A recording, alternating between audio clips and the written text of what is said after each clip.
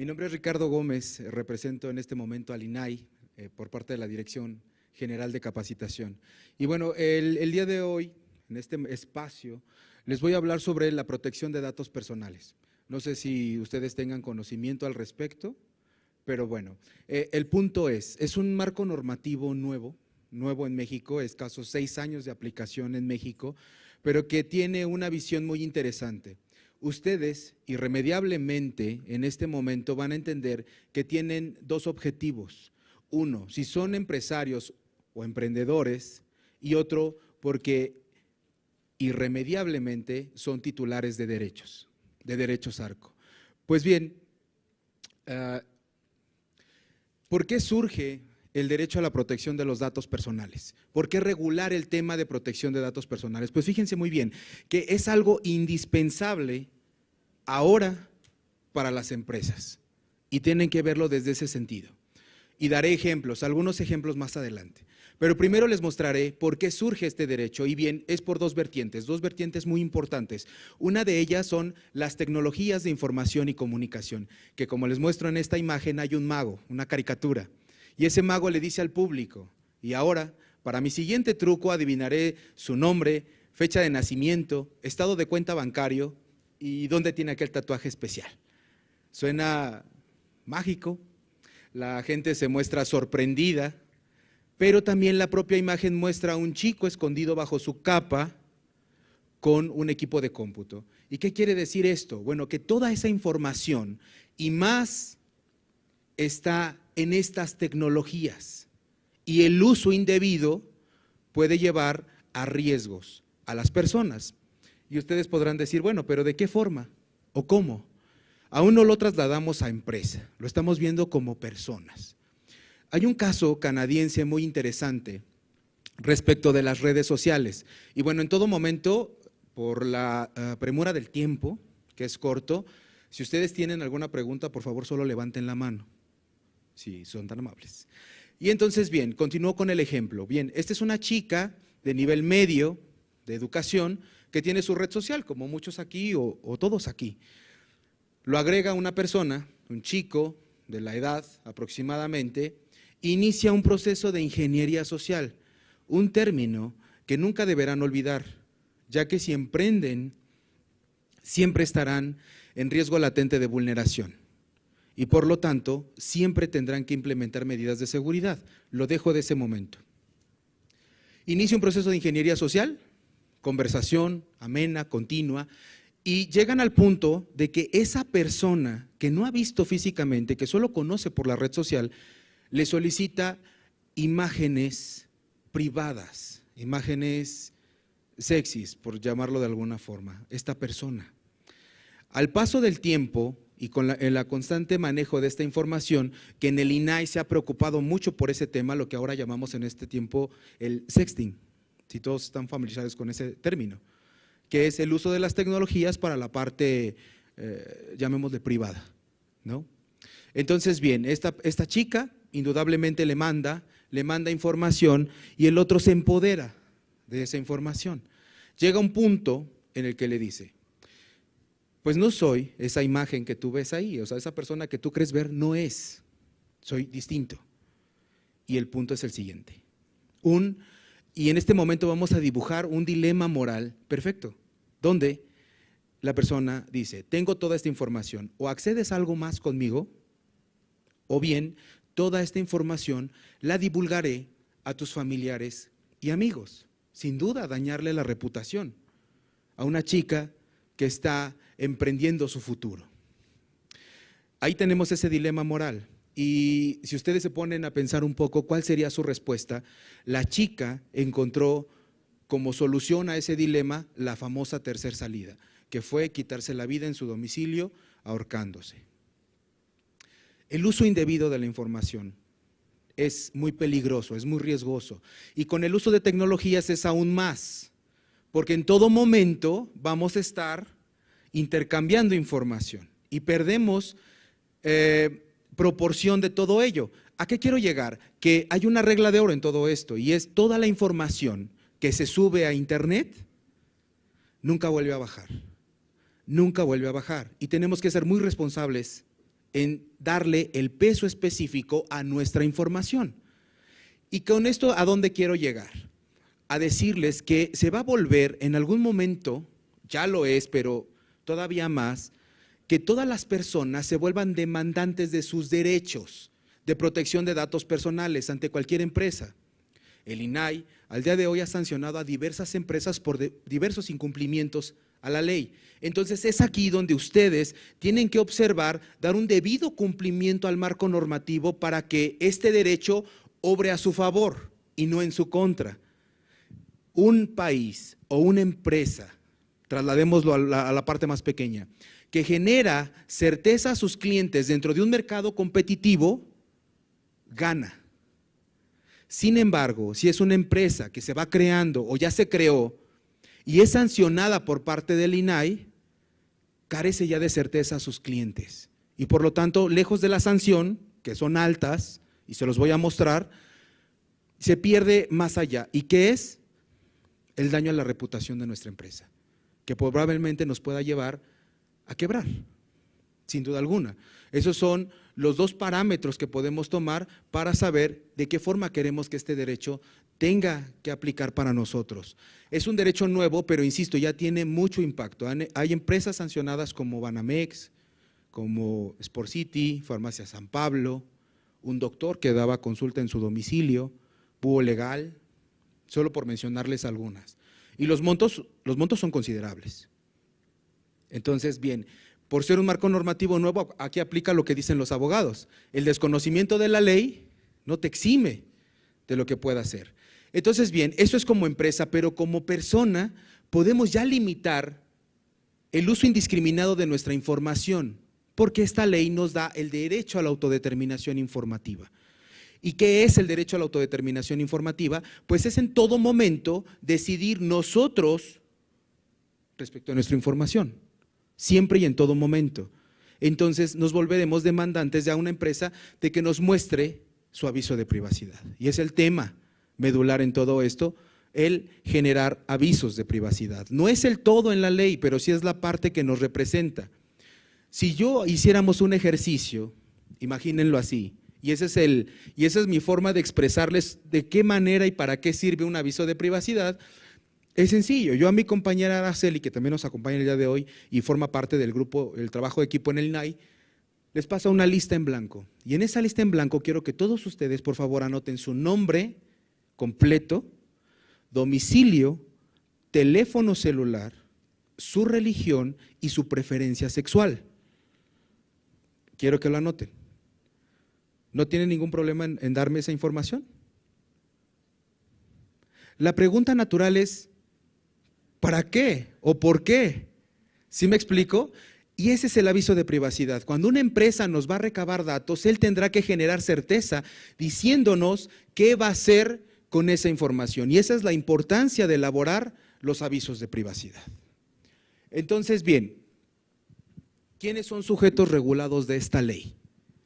Toda persona física o moral de carácter privado es sujeto regulado de esta ley, con dos excepciones muy importantes. Una, las sociedades de información crediticia, que en estricto sentido son los buros de crédito o el buro de crédito. En su actividad sustantiva se refiere a la parte de la base de datos que recaba de cada uno de nosotros, al menos de las personas que en su vida hayan ejercido un crédito. ¿Sí?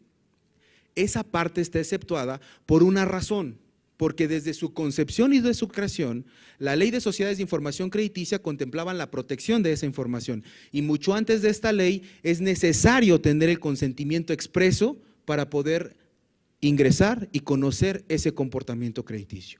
Todo lo demás en los buros de crédito sí le aplica la ley. Ahora, la segunda excepción es una excepción muy interesante, porque se refiere, todo ese texto del segundo párrafo se refiere al uso doméstico de la información. Ya les dije que de forma muy general se necesita dar un aviso de privacidad en el momento en que yo quiera recabar datos personales. Así de sencillo. Pero ¿qué sucede? Pensemos que todos ustedes son ahora mis amigos. Y yo les digo, bueno, vamos a estar en contacto el sábado, ¿qué les parece si nos reunimos? Pásame tu número celular, tu número celular, tu número celular, yo te doy el mío. Ese teléfono que ahora tenemos contiene una base de datos muy importante, muy impresionante, porque ya podemos almacenar por registro desde la foto hasta el teléfono de la casa 1, 2 o 3. ¿Sí me explico? Entonces, esa es una base de datos. Sin embargo, cumple con esta excepción de usarse para el uso doméstico, la comunicación natural que se da entre las personas. Ojo con ello, porque es una línea muy delgada. Es una línea muy delgada que en un momento dado la podemos rebasar y convertirnos en un sujeto regulado, sin ninguna duda. Pero es importante que lo veamos, ya que de lo contrario tendríamos que estar caminando, así como el gafete que ustedes traen de participantes, tendríamos que estar caminando por la vida con un aviso de privacidad. Imagínense que su hermano, le estuvieron llamando a su hermano y nunca les contestó. Al paso del tiempo lo ven en una reunión y le dicen, oye hermano, te estuve llamando. Y el hermano le dice, sí, pero es que sabes, ya cambié de teléfono. Ah, ok, pásame tu nuevo número. Y el hermano les va a decir, sí, pero dame tu aviso de privacidad. Sería ilógico. ¿Sí me explico?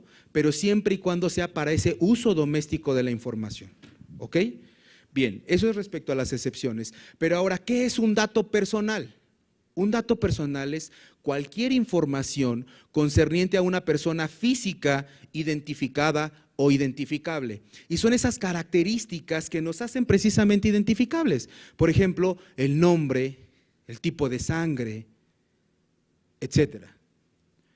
Todos son datos personales, pero hay algunos muy particulares que cumplen con la definición de dañar la esfera más íntima de su titular y cuya utilización indebida pueda dar origen a discriminación o conlleve un riesgo grave. ¿A qué me refiero con este tipo de datos? No es lo mismo decir cuál es mi nombre a decir qué enfermedades padezco, cuál es mi orientación sexual, cuál es mi religión, porque ese tipo de información, que es dato personal, tiene esa característica de que su divulgación pueda dañar mi persona o me lleve un riesgo grave. Entonces, esos son considerados datos personales sensibles. ¿Sí me explico? Entonces, bien, esto es muy importante que lo identifiquen porque, dada una sanción, el hecho de tener una base de datos sensible multiplicaría el monto de la sanción en automático por 2.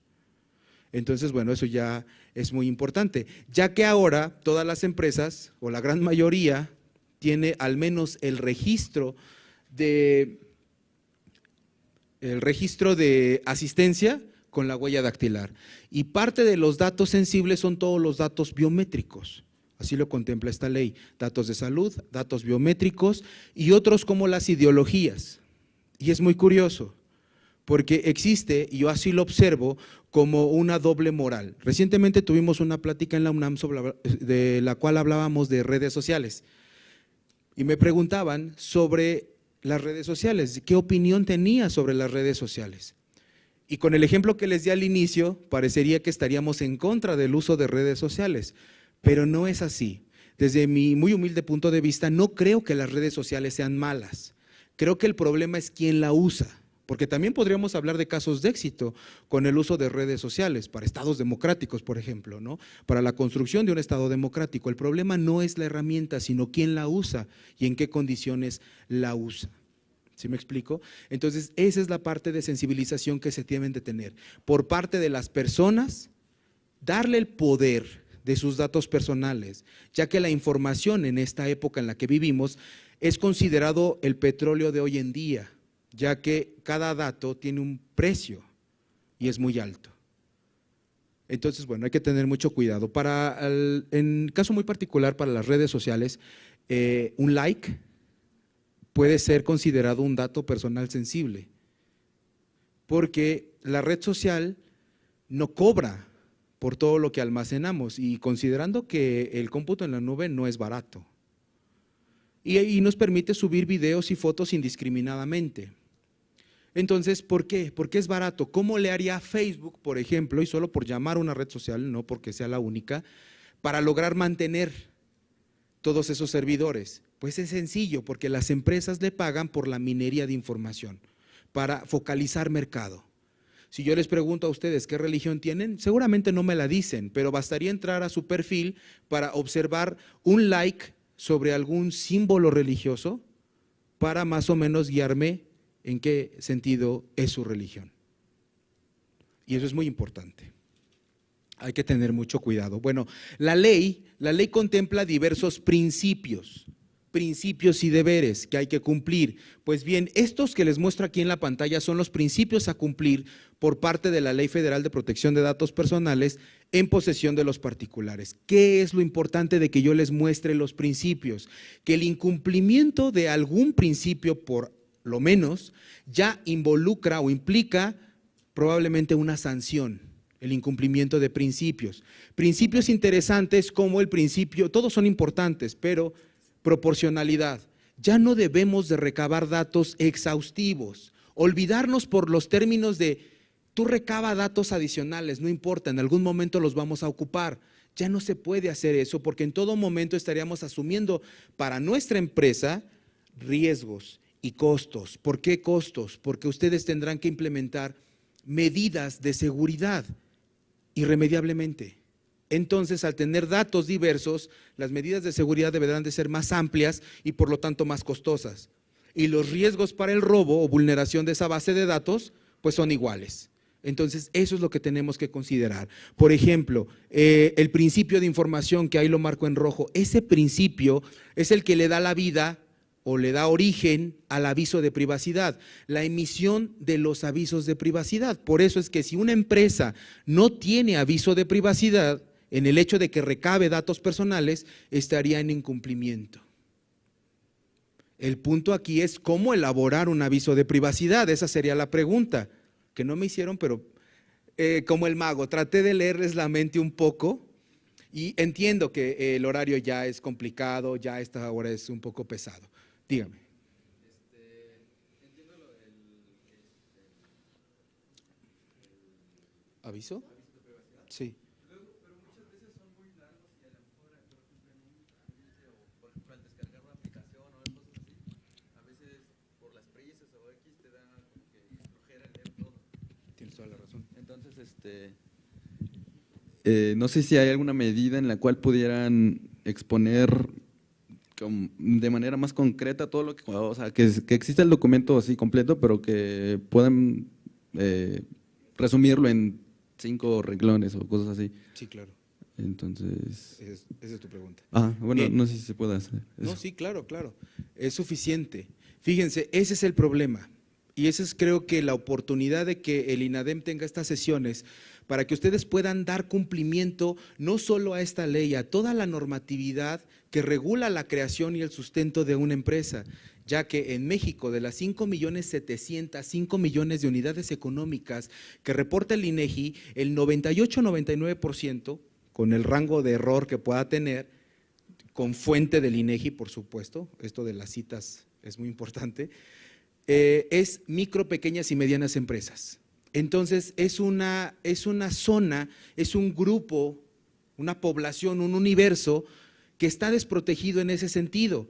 ¿Por qué? Porque desconoce cómo dar cumplimiento debido a todo esto. Ahora, respecto de tu pregunta muy puntual, los avisos de privacidad se vuelven engorrosos, difíciles de leer. Vivimos en una época donde el tiempo, que es algo muy valioso, lo tenemos contado. Entonces vamos a hacer el trámite, firmamos y no lo vemos o no lo leemos. Bueno, una de las características del aviso de privacidad es de que debe de ser claro con la información necesaria, tomando en consideración el perfil de las personas a las cuales yo les voy a poner a disposición dicho aviso de privacidad. Ahora, ¿por qué son a veces tan largos, tan engorrosos? Porque podría aventurarme a decir que están mal redactados. Un aviso de privacidad no es el documento legal. Un aviso de privacidad debe ser totalmente claro y comprensible. Pero el desconocimiento de la ley te lleva a ponerle fundamento legal.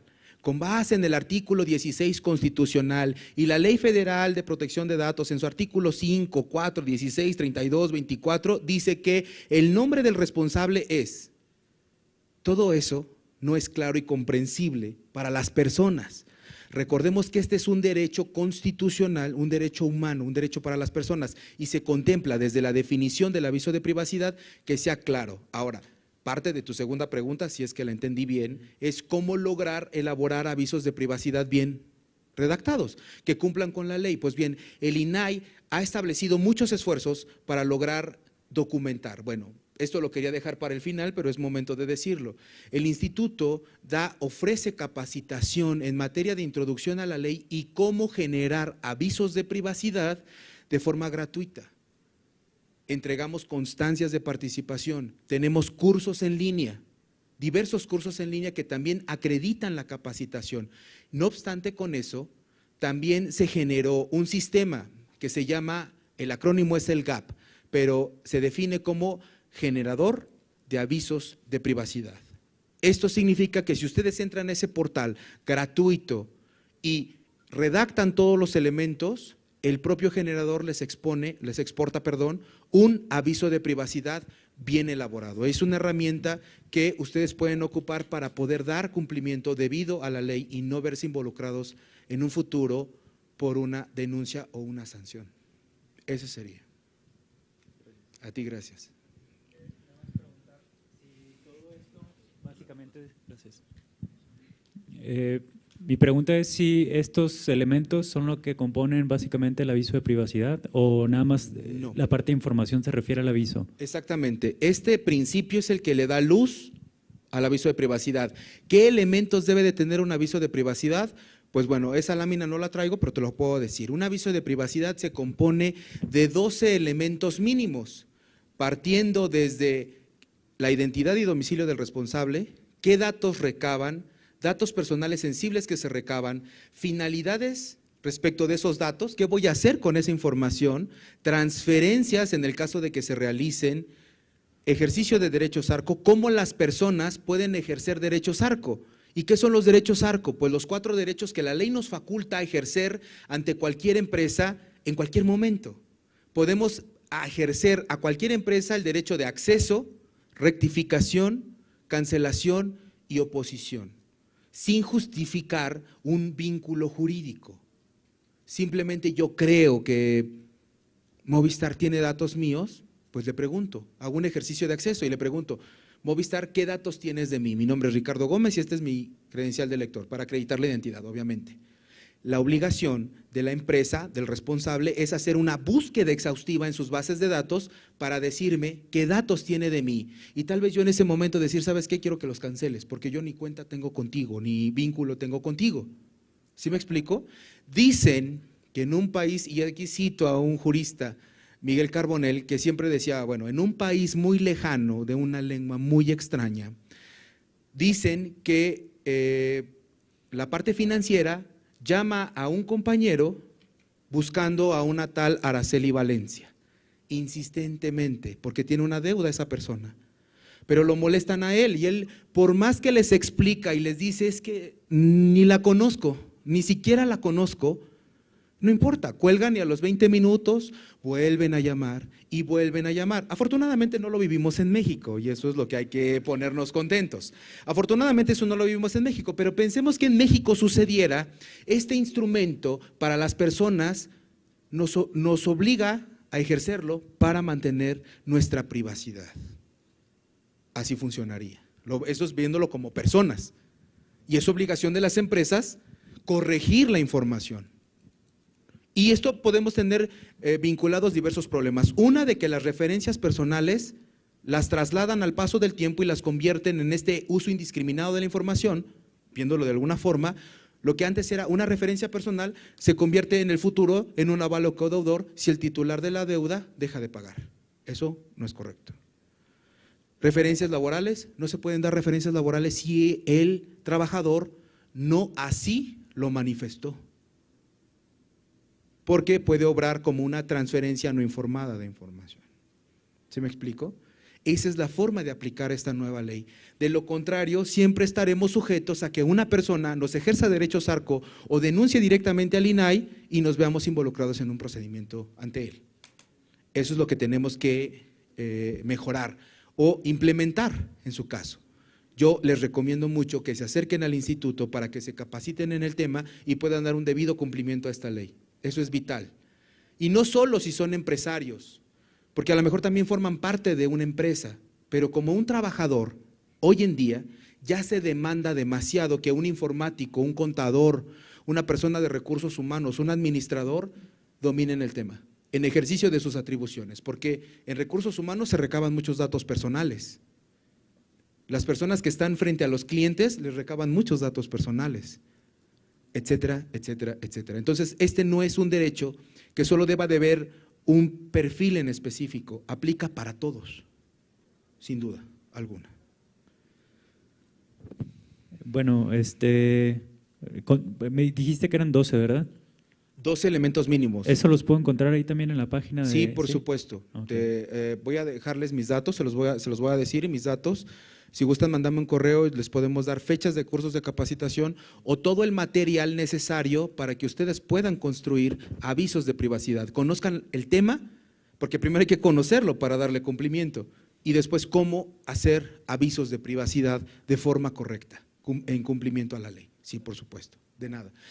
Como les dije, aparte de los principios existen dos deberes, el deber de confidencialidad y el deber de seguridad. El deber de confidencialidad pues debe de prevalecer aún después de terminada la relación jurídica. ¿Por qué es indispensable el tema de confidencialidad en tema de protección de datos personales?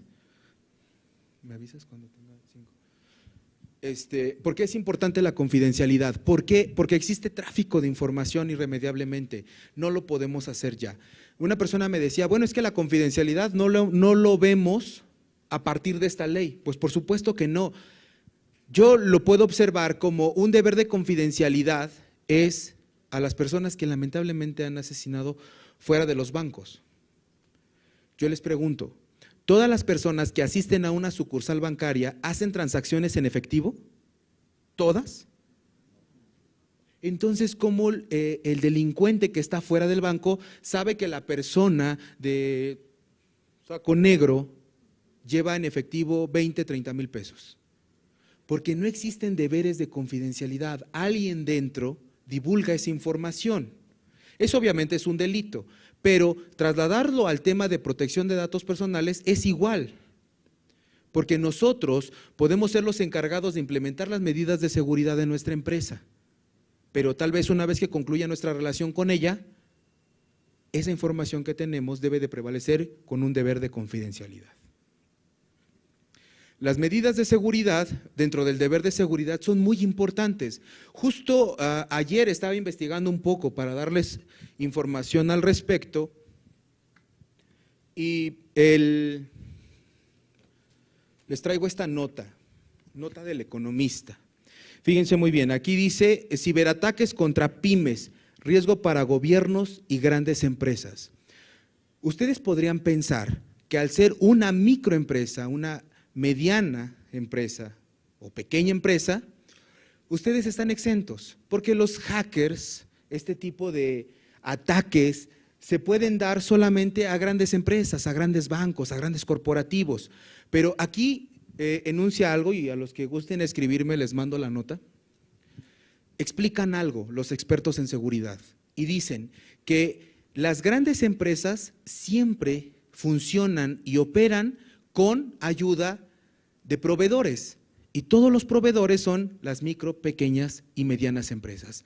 Entonces, para un hackeo es más fácil vulnerar a la pequeña empresa para llegar a la gran empresa. Ahorita hay unas notas que son totalmente públicas y por eso las toco en este momento, de vulneraciones que tuvo Liverpool en 2014, le robaron la base de datos y desde mi punto de vista, como lo entendí, porque para mí no fue muy claro, se tiene una especie de ransomware. ¿Alguien sabe qué es el ransomware? Es un software malicioso que está funcionando actualmente. Todos conocen los virus informáticos, ¿no? Digo, tal vez no los construyen, pero saben el daño que puede causar. Bueno, el ransomware es un virus o un código malicioso que ingresa al dispositivo, a la computadora, y lo que hace es secuestrar la información. ¿Qué es eso? Toda la información que yo pueda tener como empresa, como persona, entra ese virus y la encripta, de tal suerte de que yo ya no puedo ver mi información. Entonces, ¿qué es lo que hace la otra parte? Como un secuestro. ¿Quieres volver a ver tu información? Paga. Y si no pagas, perdiste la información. Había una persona que decía, es que la laptop cuesta caro. Sí, pero es más cara la información que tiene.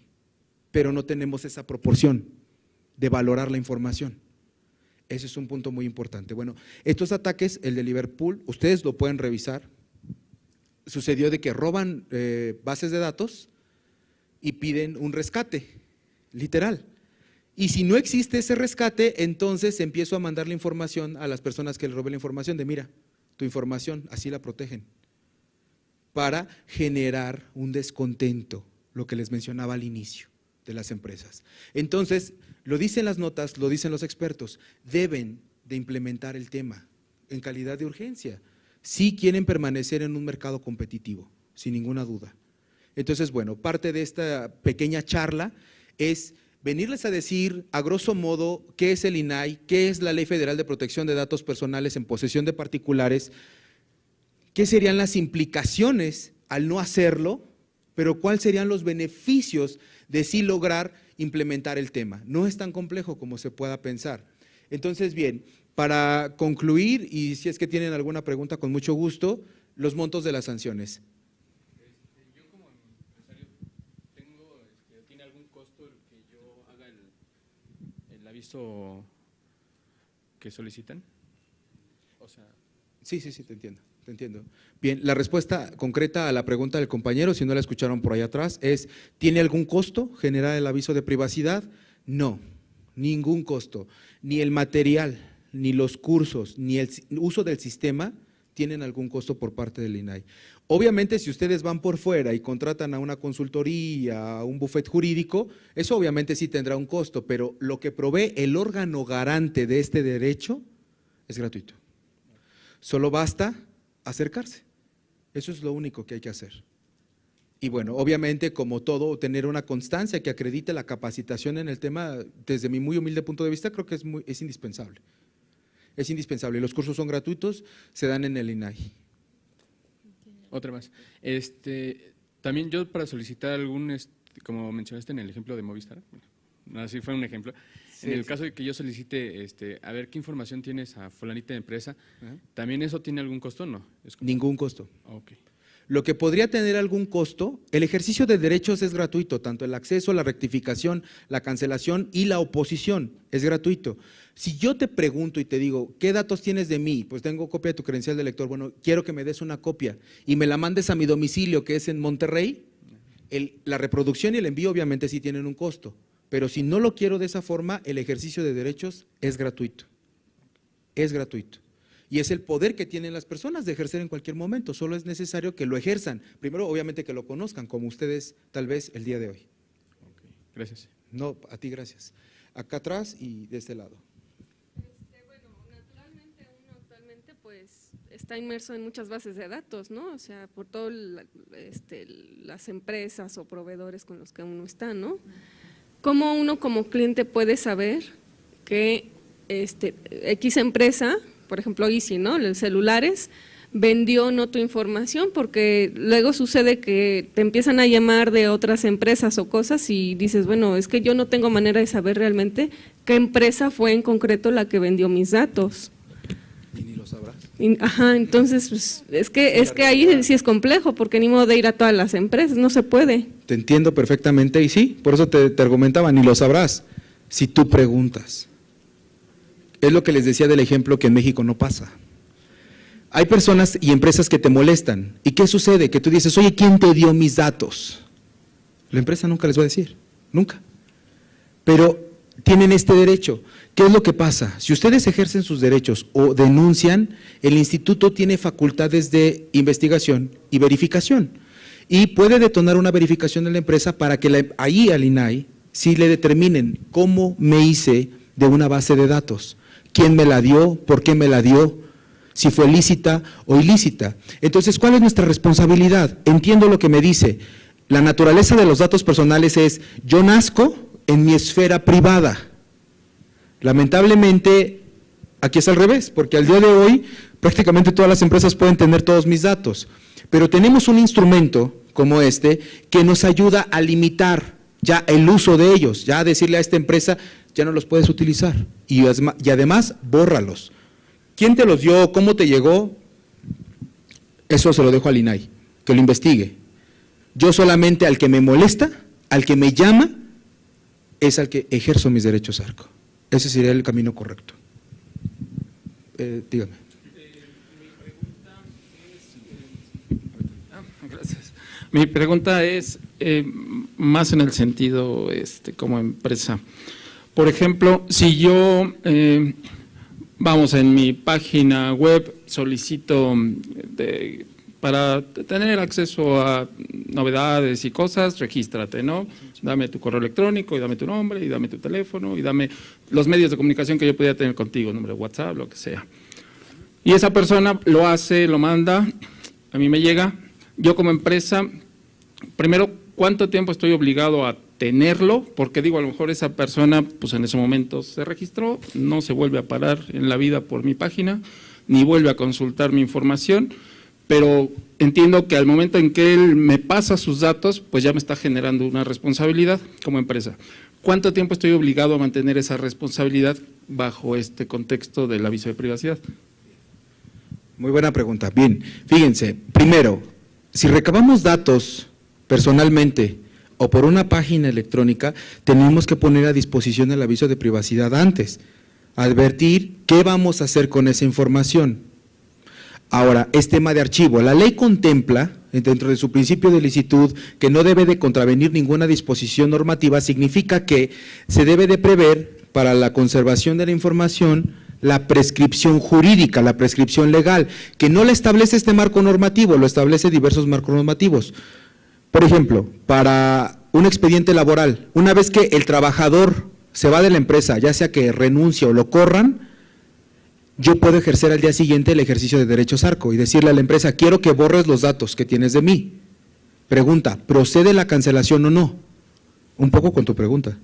La duda sería, ¿los tengo que guardar o no los tengo que guardar? La prescripción legal dice que hay que hacer caso a diversa normatividad jurídica. Por ejemplo, la Ley Federal del Trabajo estipula que por ley se debe de resguardar el expediente laboral por 5 años, una vez que concluya la relación laboral.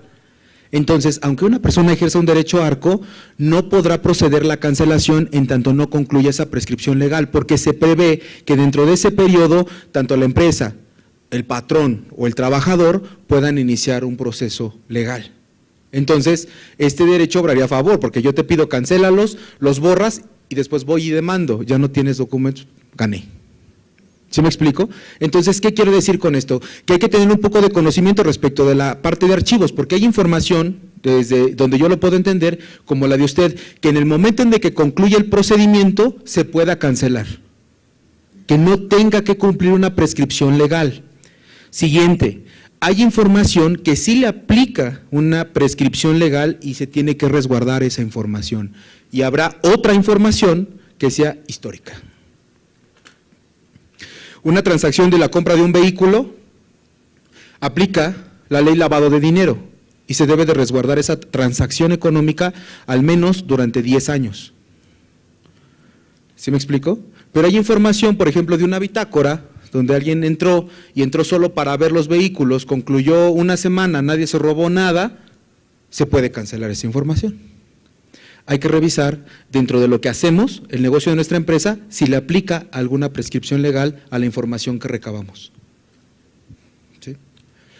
Y bien.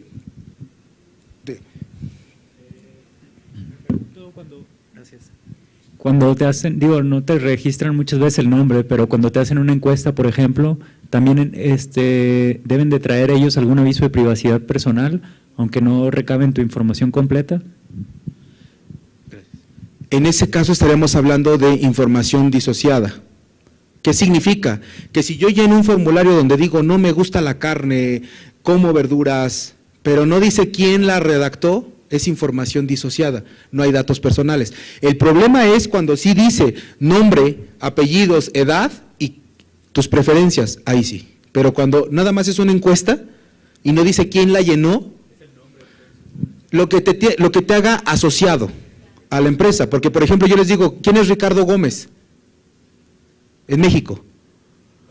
Puedo ser yo, pero no es preciso.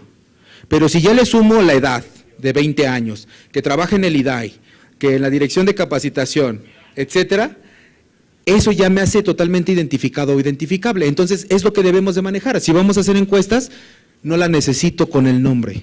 Entonces, no estaría tratando datos personales. ¿Sí me explico? Esa es la forma de entender la ley, ¿sí? Y bueno, rápidamente, ya se me está acabando el tiempo. ¿Contesto tu pregunta? Sí. Bueno, son dos rápidamente. ¿Una persona o una empresa puede tener tus datos solamente con tu nombre y tu correo electrónico? Sí, claro. Ok. Sí, o sea, no se necesita que se recaben 1000 datos para considerarlo una base de datos. Sí, porque luego aquí, por ejemplo, te interesa, no sé, vas al mercado aquí de las empresas y luego, no, pues te interesa mi propuesta, te puedo mandar información. Claro. Te piden tu nombre y tu correo, con eso, pues… Pues tendría que decirlo, pero en estricto sentido debería de haber un aviso de privacidad. Y otra, pueden obtener tus datos nada más entrando a un establecimiento. Bueno, es que hace un tiempo yo entré a Toyota, a una agencia a cotizar, y yo no recuerdo haber dado mi nombre, ni mi teléfono, ni nada, solamente entré a preguntar, no me gustó, de hecho ni me atendieron bien, y me salí, y como 2 días después me llamaron por teléfono, y sabían mi nombre y mi teléfono, entonces… Quiero pensar que eso fue una coincidencia, pero en realidad desde que ingresas a algunas instalaciones, sí inicia el tratamiento de datos personales. ¿Por qué parte? El circuito cerrado. Desde ahí. Aunque no te hayas registrado, como hay cámaras de circuito cerrado, tu imagen es un dato personal y lo inician a grabar desde que entras. Y eso es una recolección de datos. No se necesita firmar el aviso de privacidad, lo que se necesita es informarte. Estoy grabando, ¿y por qué? Pues por seguridad de las instalaciones y del personal. Ok, eso está perfecto, muy bien. Cosa que si el que está operando las cámaras de repente te resbalas, te caes y lo sube a YouTube, ya está fuera de las finalidades, entonces estás en todo tu derecho de denunciar. Esa es la certeza que te debe de dar el decirte por qué y para qué ocupo los datos, porque en el momento en que tú te salgas de eso, ya estarías incumpliendo. ¿Sí me explico? Es así. Ok, gracias. Mi comentario o pregunta va en el sentido de que como empresa se puede proteger al momento de poner los datos personales. Hace ratito decía que da flojera leerlos y efectivamente, o no los lees o le das a aceptar, ¿no? O sea, nada más prácticamente. Y a mí lo que me sucedió es efectivamente en Bancomer que no compras, no sé qué, después me llegaron a meter un seguro y yo pregunté, oye, ¿quién te dio mis datos? Me dijo, en el aviso de privacidad decía que bla, bla, bla, bla. O sea, también la empresa lo puede utilizar para protegerse y decir, mandarme tus datos, pero como nunca lo leí, pues lo firmé y acepté. Claro, tiene toda la razón. En ese sentido, la empresa, ¿qué es lo que hizo? Obró en contra de la persona, buscando el error o manipulando la información. Rápidamente, el principio de lealtad prevé eso, que si una empresa redacta o actúa con dolo para buscar el error del titular, eso es denunciable. Porque sería faltar al principio de lealtad.